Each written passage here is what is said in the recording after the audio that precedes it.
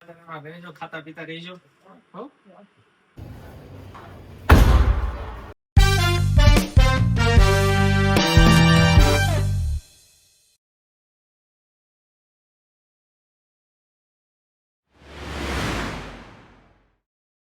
તો આપણો ટેક 1 છે. આપણે પપ્પા આપણે વ્લોગિંગ કરવાના છે. હાલે પપ્પા ચાલુ કરો તો.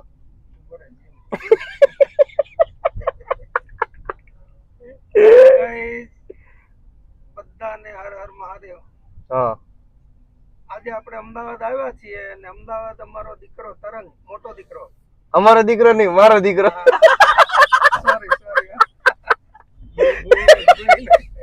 સોરી ભૂઈનાક નહીં, હવે આવડો તો વિડીયો જ આવશે આખો. મારો દીકરો મોટો તરંગ આજે ઓસ્ટ્રેલિયા જઈ રહ્યો છે. બંને માણસ હા, પતિ પત્ની. હા, અચ્છા. બંને આજે અમદાવાદ જઈને છોડવા માટે આવી રહ્યા છે અને અમે આજે સવારમાં લગભગ 9:15 સુરત થી નીકળ્યા હતા. દિલ્હી મુંબઈ એક્સપ્રેસ ઉપર ચડ્યા હતા અને બહુ મજા આવી છે ટ્રાવેલિંગ કરવાની. બહુ ખાડા ખબડા લીધા હતા. હા, પણ રોડ થોડોક ગવર્મેન્ટે બનાવ્યો હોય સારો છે, પણ રોદાવાળો વધારે બનાવ્યો છે. અને ત્યાં ઓલું બહુ આવતું. મમ્મી હું આવતું તું? સેવડો પડતો તો. ઘડીક થાય ને સેવડો પડતો તો પેટમાં. પપ્પાએ ટેક 1 માં જ તે ઓરા બતાવી દીધો. મારે કદાચ સારું વ્લોગિંગ ઈ કરે છે. હવે પપ્પાને હારે જ લેવા જો. ગવર્મેન્ટ ને આ બીઆરટીએસ બનાવવું હોય તો ઉપર બનાવ્યું તો એમ થાય ને, તો નીચે કેટલી જગ્યા રહે? એમાં પાસ કોઈ હાલવાનું નહીં, એલાઉ પછી કોઈ બી ક્રિએટર છે એના માટે. તો અત્યારે બપોરના 12 વાગ્યા છે. આપણે જઈએ છીએ સીજી રોડે મહારાજના સમોસા લેવા. આજે આપણો ભાઈ શુભમભાઈ. કેમ છો શુભમભાઈ? મજામાં ને? અમદાવાદની શેર કરાવે છે આપણને. આપણે અત્યારે આવ્યા મહારાજ સમોસા સેન્ટરે, જે અત્યારે મખણાય છે બહુ કે ભાઈ 1 નંબર સમોસા આવે છે. હવે શુભમભાઈને દેખાડી દેવાનું છે કે આપણે હોત કેમ બોલાવાની ને એ. એમાં થોડો ટ્વિસ્ટ છે. આપણે લઈ લીધું છે આ પાર્સલ. હવે એને ઘરે જઈને ખાશું આપણે. આપણે મહારાજાના પાર્કિંગ માંથી કાઢી નાખી અને હવે આપણે જઈએ છીએ રંગોલી, જે આપણને શુભમભાઈ ખવડાવશે મઠ્ઠો.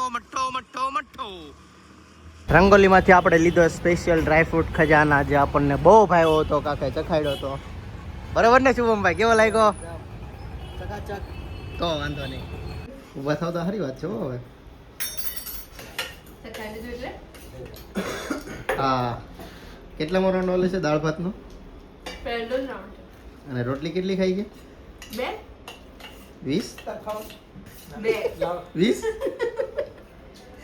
એ ભાભીના ઘરે મામેરું આમંત્રણ આવ્યું હતું કે જેનો સ્પેશિયલ વિડીયો આવશે, કે જે મેચ ઉતાર્યો છે અને મેચ એડિટ કર્યો છે, તો જોવાનું એ ભૂલતા નહીં. બધા મોઢા ખુલે છે ઉપરથી, તમે જોઈ શકો છો ટેસ્ટ કેવો હોય છે.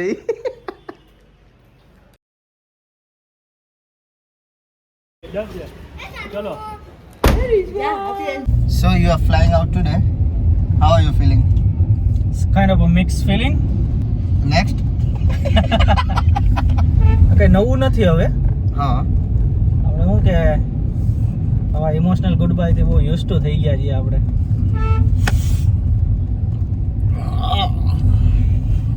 ક્યાંક મારે એટલે દિલમાં તીર વાગી ગયું. કે જો તો દેખાય તમને આર પાર લોહી નીકળે છે. એટલે કાચનું તીર વાગ્યું છે. તારો વારો છે નેક્સ્ટ યર, ડોન્ટ વરી.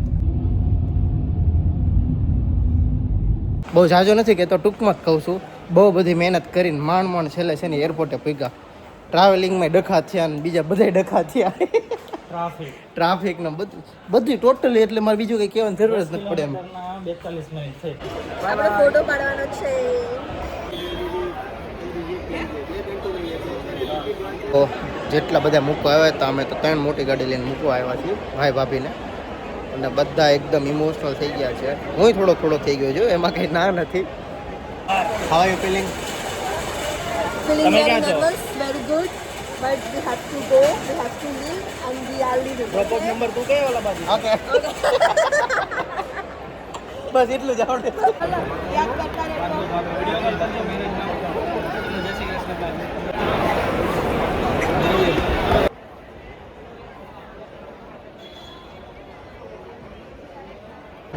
ગયો.